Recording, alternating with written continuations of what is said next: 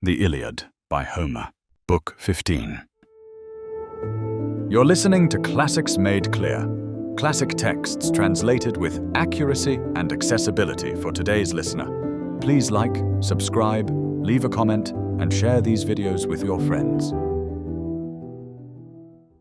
After they crossed back over the ditch and the sharp stakes in flight, many of the Danaans had been struck down by the Achaeans. The rest gathered again by their chariots and stood their ground, pale with fear and shaken. Then Zeus woke on the high peaks of Ida, beside Hera of the golden throne. He leapt up and stood, and he saw the Trojans and the Achaeans, some fleeing in panic, others driving them back in confusion, the Argives pressing forward with Lord Poseidon among them. He saw Hector lying on the plain, with his companions sitting around him. Hector was struggling for breath, his heart dazed, vomiting blood, since it was no weak Achaean who had struck him down. When the father of gods and men saw him, he felt pity. But Zeus looked darkly at Hera and spoke to her. "Surely your clever but evil plan has stopped shining Hector from fighting and frightened his people. I do not know whether you will be the first to suffer for this wicked scheme when I strike you with blows. Do you not remember when I hung you high in the air? I fastened 2 anvils to your feet and bound your hands with a golden chain that could not be broken. You hung there among the clouds and the sky, and the gods on high Olympus were angry, but they could not free you. If I caught any one of them, I would grab him and throw him down from the doorway of heaven until he hit the ground, barely alive. Even then, my spirit was not satisfied because of the unending pain over godlike Heracles. You sent him, with the help of the north wind, across the barren sea, plotting evil, and carried him away to Kos.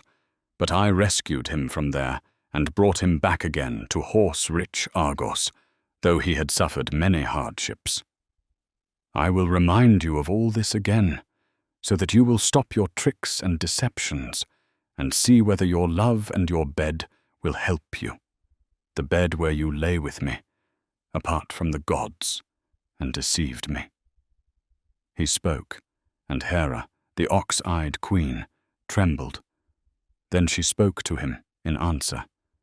"Let earth now be my witness in this, and the wide sky above us, and the flowing water of the Styx, which is the greatest and most terrible oath among the blessed gods. Let your sacred head be witness, and our marriage bed, by which I would never swear falsely. It is not by my will that Poseidon, the earth-shaker, is hurting the Trojans and Hector, and helping the others. It is his own heart that drives and pushes him. When he saw the Achaeans suffering by their ships, he pitied them. But I myself would also advise him to go wherever you, cloud-gatherer, lead the way." She spoke, and the father of gods and men smiled. Then he answered her and said, "If you truly think as I do, ox-eyed Queen Hera, and sit among the immortals in agreement with me, then Poseidon, even if he wishes otherwise, will quickly turn his mind to follow your will and mine. But if what you say is true and spoken honestly, go now among the tribes of the gods and call Iris to come here, and Apollo the famous archer, so that Iris may go among the bronze-armored Achaeans and carry a message to Lord Poseidon. Have him stop fighting and go back to his own place, and let Phoebos Apollo urge Hector back into battle, and breathe strength into him again, and make him forget the pains that now wear down his spirit. Let him drive the Achaeans back again in weak panic, so that in their flight they fall upon the well-benched ships of Achilles, son of Peleus. Then Achilles will send out his companion Patroclus, but glorious Hector will kill him with the spear before Ilion, after he has destroyed many other young men, including my own son, shining Sarpedon. Then, angered for him, brilliant Achilles will kill Hector. From that point on, I will make the fighting turn back from the ships again and again, without stopping, until the Achaeans take steep Ilion by the plans of Athena. But before that, I will not stop my anger, nor will I allow any of the immortals to help the Danaans until the wish of the son of Peleus is fulfilled.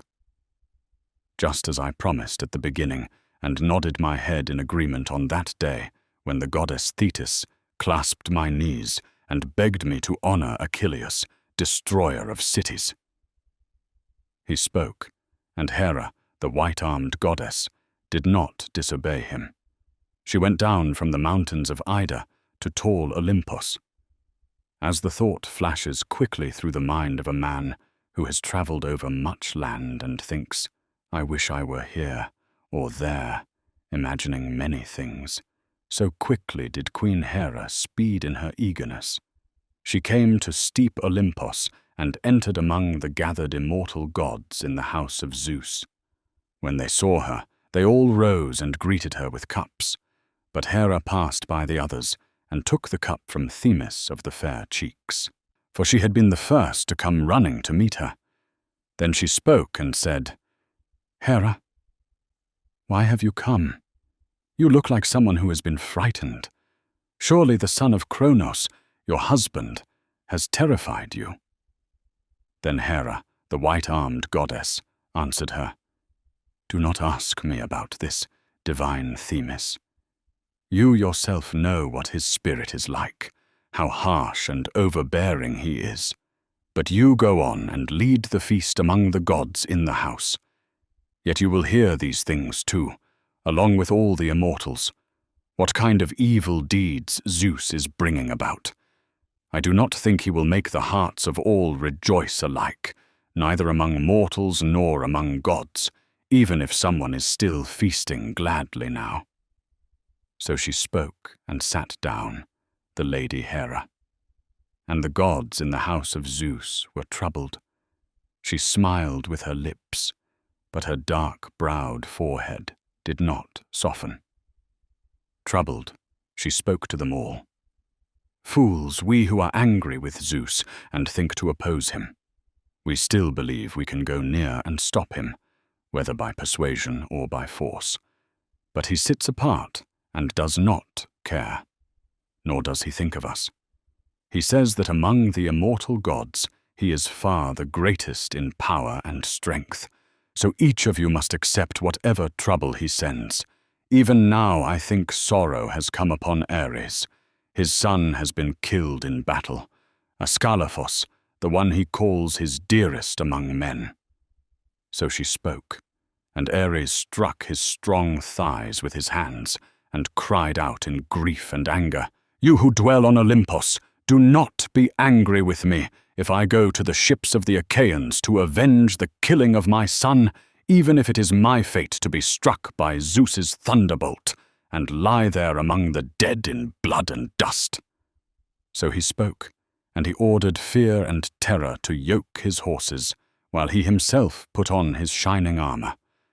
Then there would have been an even greater and more painful anger from Zeus against the immortal gods, if Athena had not been afraid for them all.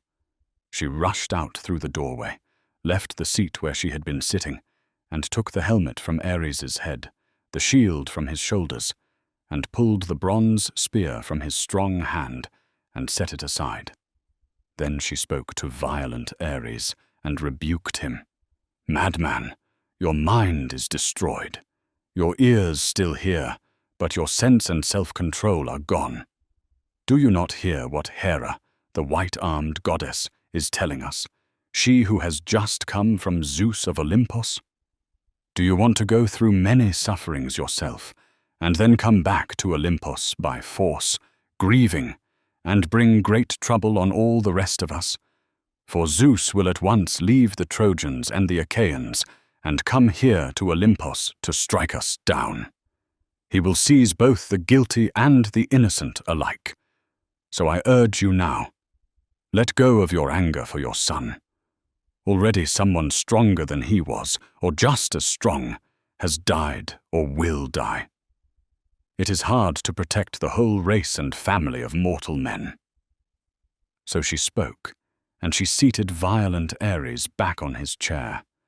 Then Hera called Apollo out of the house, and Iris, the messenger of the immortal gods. She spoke to them and said, "Zeus commands you both to go to him on Ida as quickly as possible. When you arrive there and look upon Zeus face to face, you must do whatever he tells you and commands." So Hera spoke and went back again, and she sat down on her throne. The two of them rushed off and flew away quickly. They came to Ida, rich in springs, mother of wild creatures, and found Zeus, son of Kronos, sitting on the peak of Gargaron, with a shining cloud gathered around him. They stood before Zeus, the cloud-gatherer, and he was not angry when he saw them, because they had quickly obeyed the words of his dear wife. Then he spoke first to Iris and said, "Go now, swift Iris, to Lord Poseidon and give him this message. Do not be a false messenger. Tell him to stop fighting and leave the battle, and go either among the tribes of the gods or into the bright sea. But if he does not listen to my words and ignores them, let him think carefully in his heart and mind whether he can stand against me when I come against him, even though he is strong. For I say that I am far greater in strength than he is, and I was born before him. Yet his heart does not fear to claim that he is equal to me, though the other gods tremble before me." So he spoke, and swift, wind-footed Iris did not disobey him. She went down from the mountains of Ida to sacred Ilion. As snow or hail flies down from the clouds, driven cold by the blast of the north wind in the clear sky, so quickly did eager Iris speed along. She came near and stood beside the famous Earthshaker and spoke to him. "I have a message for you, dark-haired lord who holds the earth. I have come to bring it to you from Zeus of the sacred mantle. He commands you to stop fighting and leave the battle, and go either among the tribes of the gods or into the bright sea. And if you do not obey his words and ignore them, he threatens that he himself will come here to fight you, strength against strength. He warns you to stay out of his hands, since he says he is far greater than you in strength and older in birth. Yet your heart does not shrink from claiming to be his equal, though the others tremble before him." Then the famous Earthshaker, greatly angered, spoke to her. No, great though he is, what he says is too much if he tries to force me against my will, when I am his equal in honor. For we are 3 brothers born to Kronos by Rhea, Zeus and I, and the third is Hades, who rules among the dead. All things were divided into 3 parts, and each of us received his share. I drew the grey sea to live in forever, when the lots were cast. Hades drew the dark and shadowy realm. Zeus drew the wide sky in the air and clouds. But the earth and high Olympos are shared by all of us. So I will not follow the will of Zeus. Let him stay quietly with his own third share, strong though he is, and let him not try to frighten me like this with his hands, as if I were weak. It would be better for him to use such harsh words with his own sons and daughters, the ones he fathered. They will listen to him, whether they want to or not." Then swift, wind-footed Iris answered him, "Shall I really carry this message back to Zeus from you, dark-haired lord of the earth, a message so harsh and strong? Or will you change your mind? The hearts of even the noble can change. You know how the Furies always stand with the elder." Then Poseidon, the Earthshaker, answered her, "Iris, goddess, you have spoken this word rightly. It is a good thing when a messenger understands what is proper. But this brings a bitter grief to my heart and spirit, when he tries to shame with angry words one who is equal to him in rank and shares the same fate. Still, for now, though I am angered, I will give way. But I will say this also, and make it a warning from my heart. If ever, without me and without Athene the city-sacker, without Hera and Hermes and Lord Hephaestus, he chooses to spare steep Ilion and refuses to destroy it and give great victory to the Argives, let him know this. There will be no healing of the anger between us. So the Earthshaker spoke, and he left the Achaean army and went down into the sea. And the Achaean warriors longed for him. Then Zeus, the cloud-gatherer, spoke to Apollo. Go now, dear Phoebus, to brazen-helmed Hector. For the Earthshaker has gone into the bright sea, avoiding our anger. Otherwise even the gods below, those around Kronos, would have heard of our clash. But this way was better, both for me and for him, since though he was angry, he gave way to my hands. Otherwise this matter would not have ended without hard struggle. Now take in your hands the sacred mantle with its tassels, and shake it strongly to frighten the Achaean warriors. And you yourself, far shooter, take care of shining Hector. Stir great strength in him, until the Achaeans, fleeing, reach their ships and the Hellespont.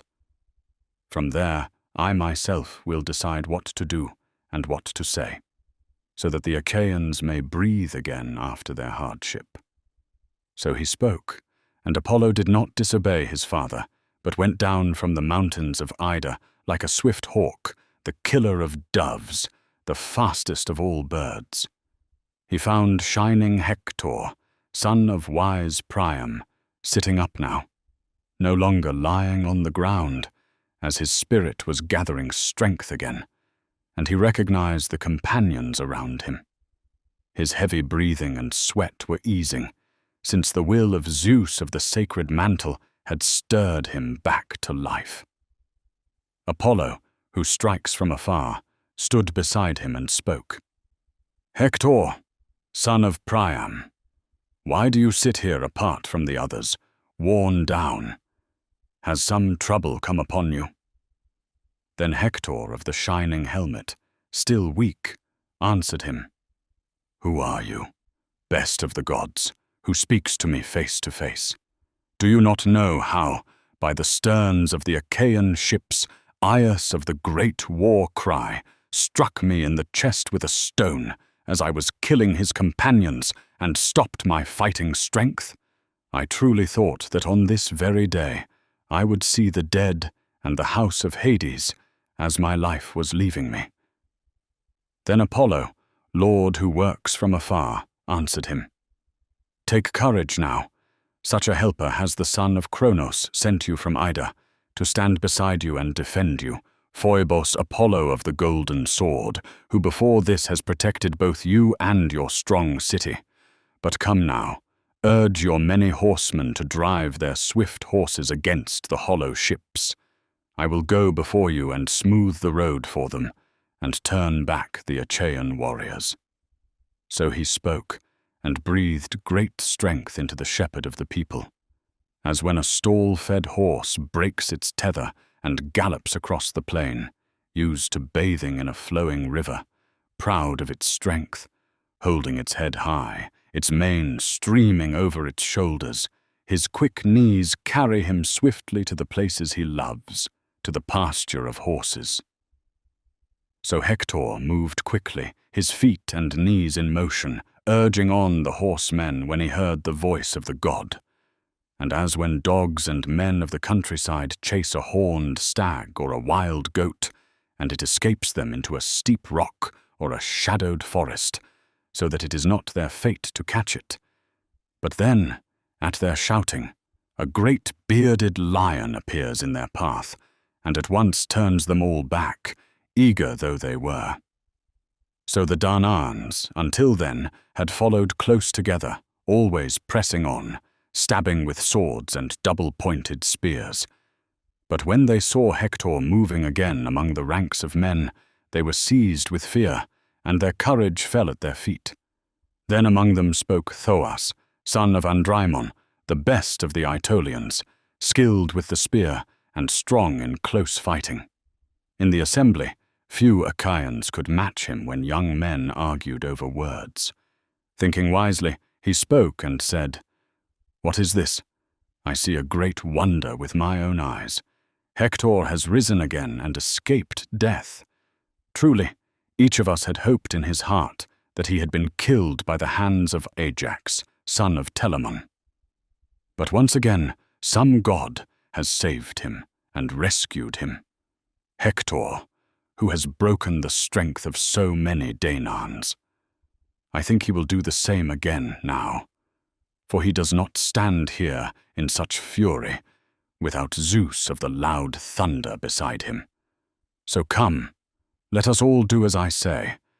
Let us order the main body to go back toward the ships, while we ourselves, those who claim to be the best in the army, stand firm and see if we can face him first and hold him off, with spears held up against him. I think that for all his fury, even he will be afraid in his heart to plunge into the mass of the Danaans."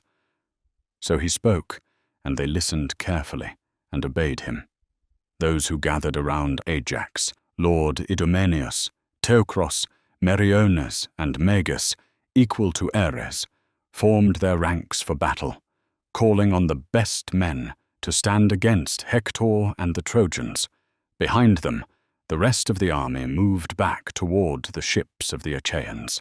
Then the Trojans came on, together in a mass, with Hector leading them in long strides.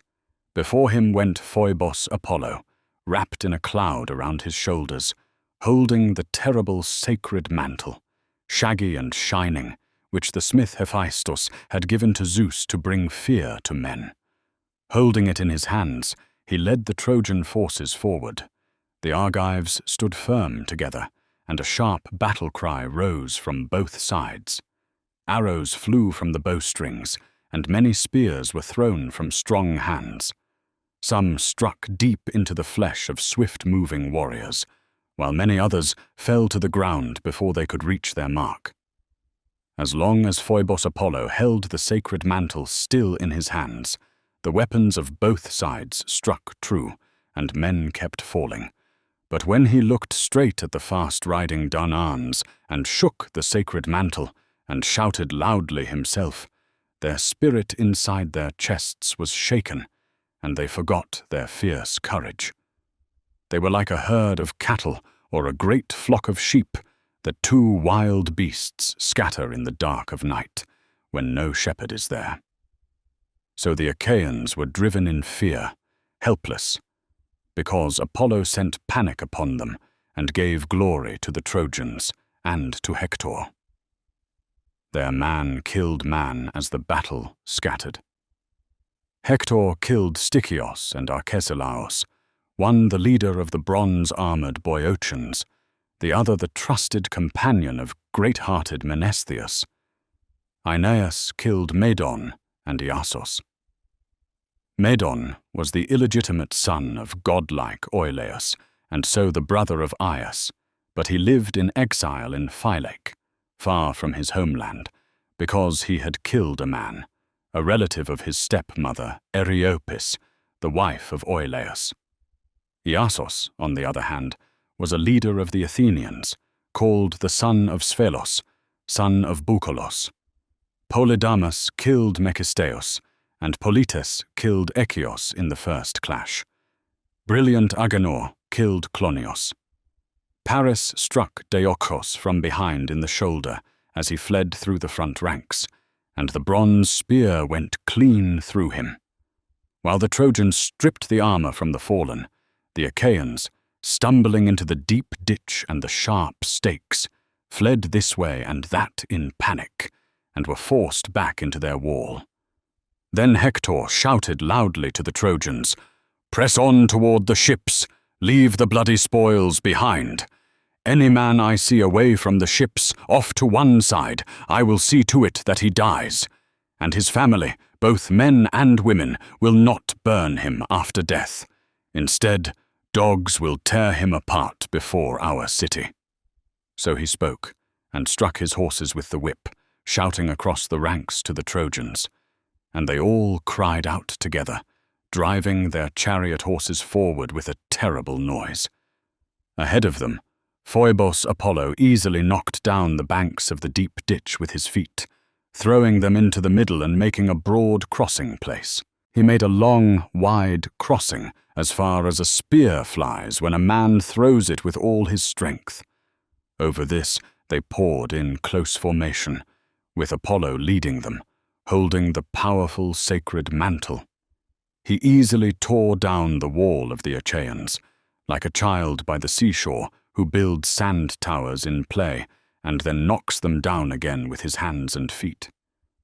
So you, Lord Apollo, threw the hard labor and suffering of the Argives into confusion and drove panic among them. Then they stood their ground beside the ships, calling out to one another and lifting their hands to all the gods in loud prayer. And especially Nestor, son of Neleus, watcher of the Achaeans, stretched out his hands to the starry sky and prayed, "Father Zeus, if ever one of us in Argos burned the rich thigh pieces of sheep or ox for you and prayed to return home, and you agreed and nodded your head, remember that. Now, save us, Olympian, from this pitiless day. Do not let the Achaeans be destroyed like this by the Trojans." So he prayed, and Zeus of wise counsel thundered loudly in answer, hearing the prayer of the old man. When the Trojans heard the thunder of Zeus of the sacred mantle, they rushed even more fiercely at the Argives, remembering their strength for battle. And like a great wave of the wide sea that crashes over the side of a ship under the force of the wind, since it is the wind that most of all drives up the waves, so the Trojans with a great shout surged over the wall. They drove their horses forward and fought beside the ships with double-pointed spears, some from their chariots, others on foot. Meanwhile, the Achaeans climbed up onto their black ships and fought from there, with long pikes that lay by the ships for sea fighting, fitted with bronze at the tips. Patroclus, while the Achaeans and Trojans were still fighting around the wall, far from the swift ships, had been sitting in the shelter of noble Eurypylos. He had been talking with him to comfort him and applying soothing medicines to ease the painful wound. But when he saw the Trojans rushing over the wall and heard the shouting and the fear rising among the Danaans, he groaned deeply. He struck his thighs with his hands and cried out in grief, "Eurypylos, though you need me, I can no longer stay here with you. A great battle has broken out. Let your attendant care for you while I hurry to Achilles to urge him into the fight. Who knows if with a god's help I might move his heart by speaking to him. The urging of a friend can be powerful." As he spoke, his feet carried him away. Meanwhile, the Achaeans stood firm against the oncoming Trojans, but they could not push them back from the ships, even though the Trojans were fewer. Nor could the Trojans break through the Achaean lines and force their way into the ships and shelters. Instead, the battle held evenly balanced between them, like a straight line drawn by a skilled carpenter who knows his craft well through the teaching of Athena. So the fight was stretched evenly on both sides. In different places along the ships, men fought their own battles. But Hector went straight against glorious Ajax. The two of them fought hard over a single ship. Hector could not drive Ajax back and set the ship on fire, nor could Ajax drive Hector back, since some god was urging him on. There shining Ajax struck Caletor, son of Clytios, in the chest with a spear as he was bringing fire to the ship. He fell with a crash, and the torch dropped from his hand. When Hector saw his cousin lying in the dust before the black ship, he shouted loudly to the Trojans and Lycians, "Trojans, Lycians, and Dardanians who fight at close range, do not give way from the battle in this tight place. Stand by the son of Clytios, and do not let the Achaeans strip his armor where he lies by the ships." So he spoke and hurled his shining spear at Ajax. But he missed him.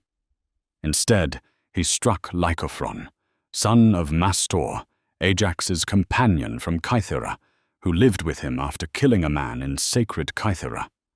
Hector hit him in the head above the ear with the sharp bronze as he stood near Ajax. He fell backward in the dust from the stern of the ship, and his limbs went slack. Ajax shuddered at the sight and spoke to his brother. "Teucros, dear friend, our faithful companion is dead, the son of Mastor, whom we honored in our home just as we honored our own parents. Great-hearted Hector has killed him. Where are your deadly arrows now, and the bow that Phoebos Apollo gave you?"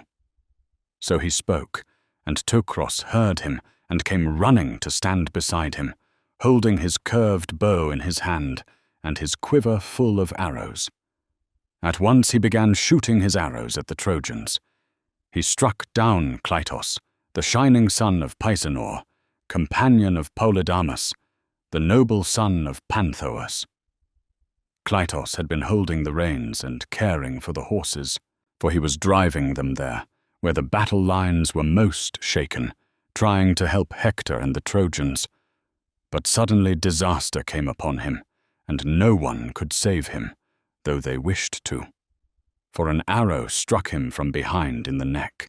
He fell from the chariot, and the horses shied aside, rattling the empty car. But Polydamas saw it at once, and ran first to the horses. He gave them into the hands of Astinus, son of Protiaon, and urged him again and again to keep them under control.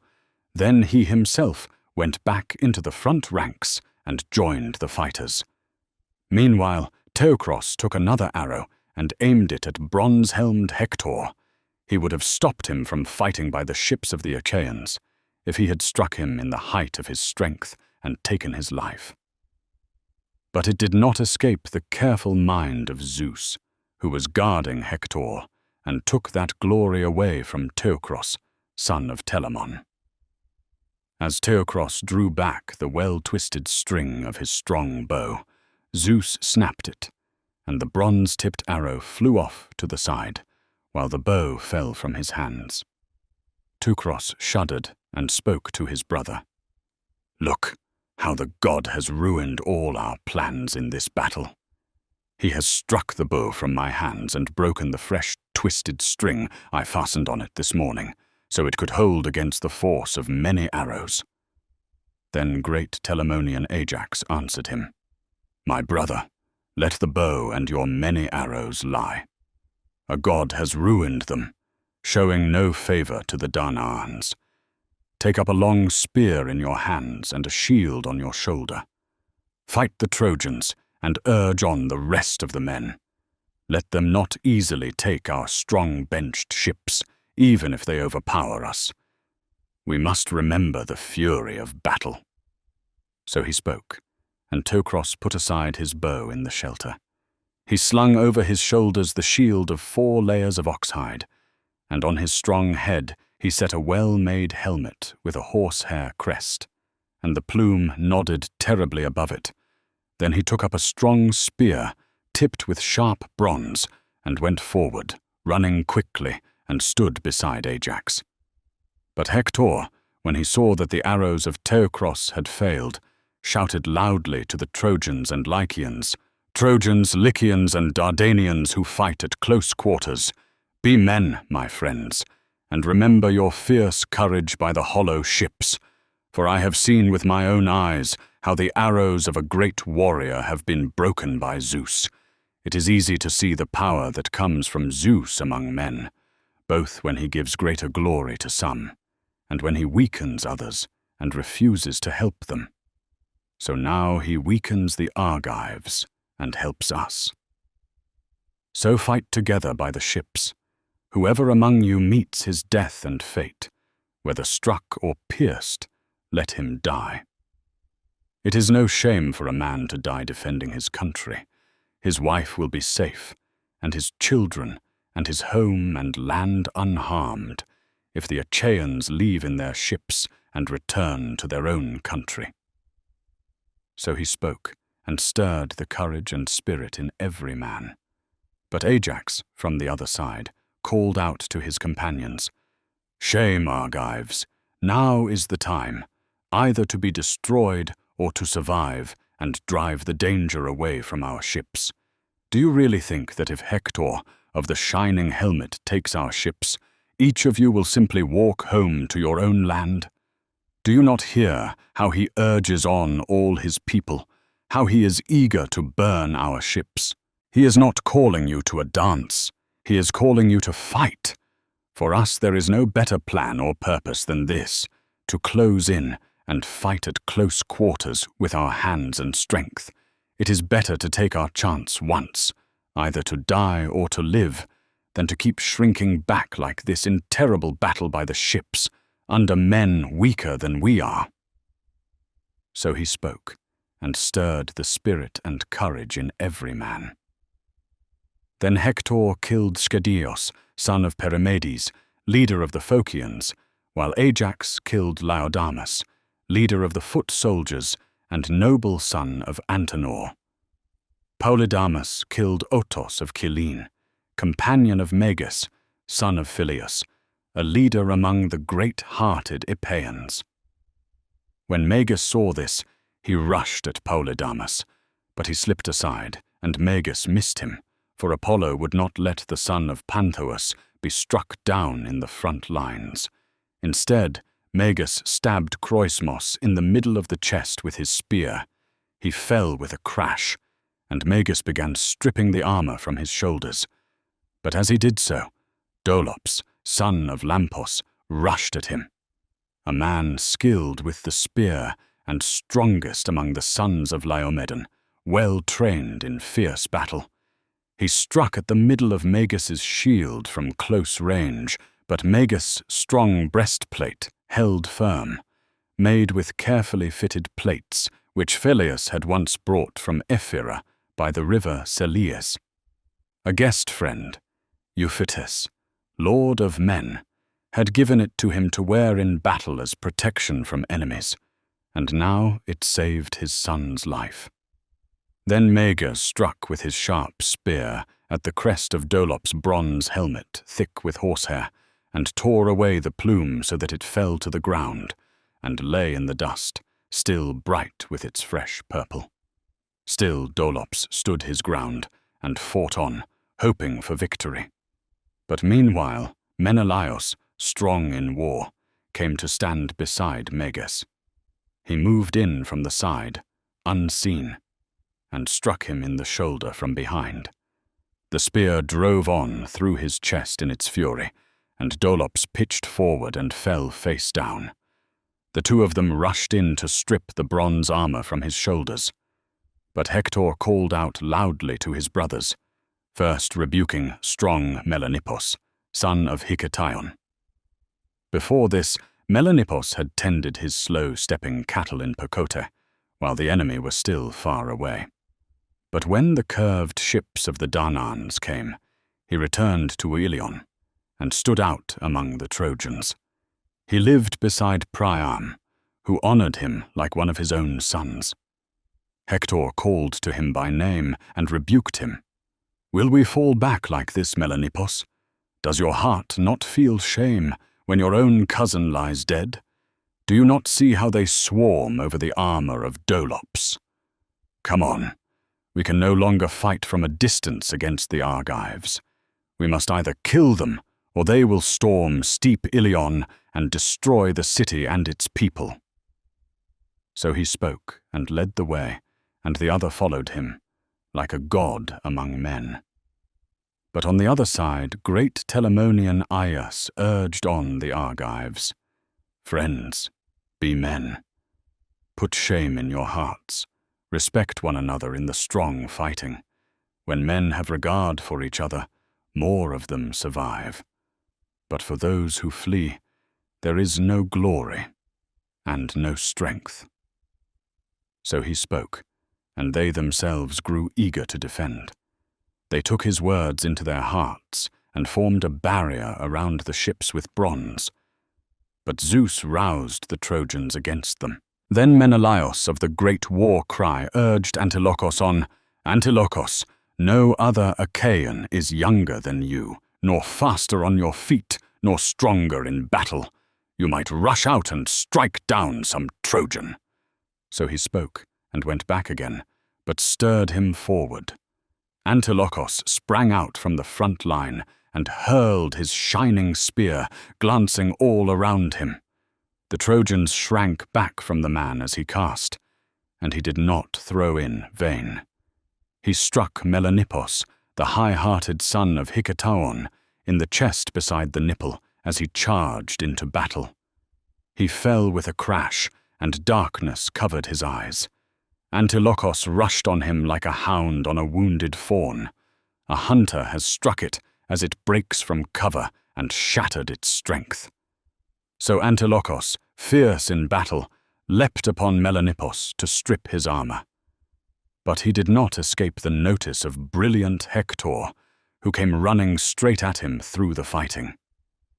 Antilochos did not stand his ground, though he was a swift warrior, but fled like a wild beast that has done some harm, killed a dog or a herdsman among the cattle, and runs before a crowd can gather against it. So the son of Nestor fled, while the Trojans and Hector followed after him with terrible shouting, hurling their deadly weapons. But he turned and stood his ground once he reached the ranks of his companions. Meanwhile, the Trojans, like ravening lions, drove hard toward the ships, carrying out the will of Zeus. He kept stirring up their great strength, while he bewildered the courage of the Argives and took away their glory, urging the Trojans on. For his heart was set on giving glory to Hector, Priam's son, so that he might hurl tireless fire upon the ships and bring to completion the great prayer of Thetis. This was what Zeus of many counsels was waiting for, to see with his own eyes the blaze of a burning ship. For from that moment he meant to turn the tide of battle away from the ships, driving the Trojans back and granting glory to the Danans. With this in mind, he urged on Hector, son of Priam, though Hector himself was already raging in fury, like Ares the spear-shaker, or like destructive fire blazing through the deep forest on the mountains. Foam gathered around his mouth, and beneath his heavy brows his eyes flashed. Around his temples the helmet shook terribly as he fought, for Zeus himself was helping him from the sky, honoring and glorifying this one man among many. Yet his life was destined to be short. Already the day of his death was rising upon him, driven forward by Pallas Athene through the strength of Achilles. Still, Hector drove on, testing the ranks, seeking where he might break through, where the press was thickest and the armor strongest. But even so, for all his fury, he could not break them. For the Danans stood fast, packed together like a wall, like a great sheer cliff by the grey sea, which stands unmoved against the shrieking winds and the crashing waves that break upon it. So the Danans held firm against the Trojans and did not flee. But Hector, blazing like fire, leapt into their mass like a great wave crashing upon a swift ship driven by storm winds under the clouds. The vessel is swallowed in foam, the terrible wind roars in the sail, and the hearts of the sailors tremble within them. So they trembled in fear, for they were carried only a little way clear of death. Thus the heart within the chest of each Achaean was shaken. And Hector came on them like a ravening lion among cattle, when they graze in a marshy meadow in great numbers, and among them a herdsman who does not yet know how to face a beast when it comes to kill a horned ox. He moves along with the first and last of the herd, but the lion springs into the middle, seizes an ox, and the rest scatter in panic. So now the Achaeans fled in terror before Hector and Father Zeus. Yet Hector killed only one, Periphetes of Mycenae, the dear son of Copreus, who used to go as messenger to mighty Heracles on behalf of Lord Eurystheus. Though his father was lesser, the son was better, skilled in every excellence, swift of foot, strong in battle, and among the foremost in mind among the men of Mycenae. Yet now he brought greater glory to Hector. For as he turned to flee, he tripped on the rim of his own shield, the great shield that reached to his feet, a barrier against spears. Stumbling on it, he fell backward, and his helmet rang terribly around his temples as he hit the ground. Hector saw at once, ran up, and stood over him. He drove the spear into his chest and killed him before the eyes of his companions. And they, though grieving, could not help him, for they themselves were greatly afraid of Hector. Now the Achaeans were driven back among the ships, hemmed in by the first vessels drawn up on the shore, while the Trojans pressed hard upon them. The Argives were forced back from the front line of ships, but there, beside the huts, they gathered close together. They did not scatter through the camp, for shame held them fast, and they cried out to one another without ceasing. Above all, Gerenian Nestor, the watcher of the Achaeans, urged them on, grasping each man by the knees and pleading for the sake of his parents. "Friends, be men. Put shame in your hearts before other people. Let each of you remember his children and his wife, his possessions and his parents, whether they are still alive or already dead. For their sake, though they are not here, I beg you, stand firm and do not give way to panic." So he spoke, and stirred the spirit and courage in each man. Then Athene drove away the mist from their eyes, and clear light came to them on both sides, toward the ships and toward the battle. They could clearly see Hector of the great war cry, and all his companions, both those who held back from the fighting and those who fought beside the swift ships. And it no longer pleased great-hearted Aias to stand where the other Achaeans had withdrawn. Instead, he strode back and forth along the decks of the ships, taking great steps. In his hands he held a huge pike for sea fighting, 22 cubits long, fastened together with rivets. As when a man skilled in horsemanship yokes together 4 horses from many and drives them across the plain toward a great city along a crowded road, and many people, men and women alike, look on in wonder while he confidently leaps from one horse to another as they race along. So Ajax moved across the many decks of the swift ships, striding in great steps, and his voice rose to the sky as he shouted terribly, so he urged them to defend their ships and their huts. But Hector did not stay among the close-packed ranks of the Trojans. Instead, like a flashing eagle, swooping down on a flock of birds feeding by a river, geese, cranes, or long-necked swans. So Hector drove straight forward toward a dark-prowed ship, rushing headlong. And Zeus behind him pressed him on with a mighty hand, urging the host along with him. Once more a bitter battle flared beside the ships. You would have thought they came against each other fresh and tireless, so fiercely did they fight. And this was the thought in each side as they struggled. The Achaeans believed they would not escape disaster, but must perish, while the Trojans each hoped in his heart to burn the ships and kill the Achaean warriors. With these thoughts they stood and fought one another. Then Hector seized the stern of a fine, swift ship, the one that had carried Protesilaus to Troy, but never brought him home again to his native land. Around that ship Achaeans and Trojans fell upon each other at close quarters. No longer did they wait for arrows or spears thrown from afar. They stood near, with one spirit, and fought hand to hand, with sharp axes and hatchets, with great swords and double-edged spears. Many fine swords, black-hilted and heavy, fell to the ground, some from men's hands, others from their shoulders as they fought, and the dark earth ran with blood. But Hector, once he had seized the stern, would not let go. He held it fast with both hands and shouted to the Trojans, "Bring fire, and together raise the war cry," he shouted. "Now Zeus has given us a day worth all the rest, to take their ships, the very ships that came here against the gods' will and brought us so much suffering, because of the cowardice of our elders, those who held me back when I wanted to fight by the ships and restrained our army. But if Zeus clouded our minds then, now he himself urges us on and commands us forward."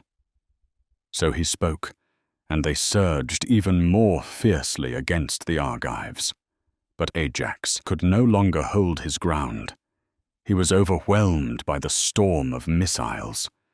He gave ground a little, thinking he would die there. Stepping back onto the 7-foot deck, abandoning the outer platform of the ship. There he stood, waiting, and with his spear he beat back any Trojan who came carrying tireless fire toward the ships.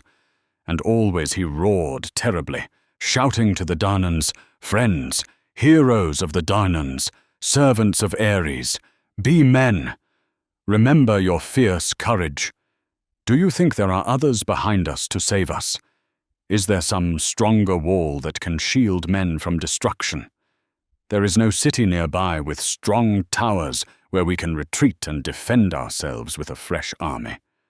No, we stand here in the plain of the armored Trojans, pressed against the sea, far from our fatherland. So the light of salvation is in our hands, not in any mercy of battle." He spoke, and in his fury drove forward with his sharp spear. And whenever any Trojan came against the hollow ships, carrying blazing fire, eager to win Hector's favor, Aias would strike him down with his long spear. And in this way, he wounded 12 men at close quarters before the ships. You're listening to Classics Made Clear, classic texts translated with accuracy and accessibility for today's listener. Please like, subscribe, leave a comment, and share these videos with your friends.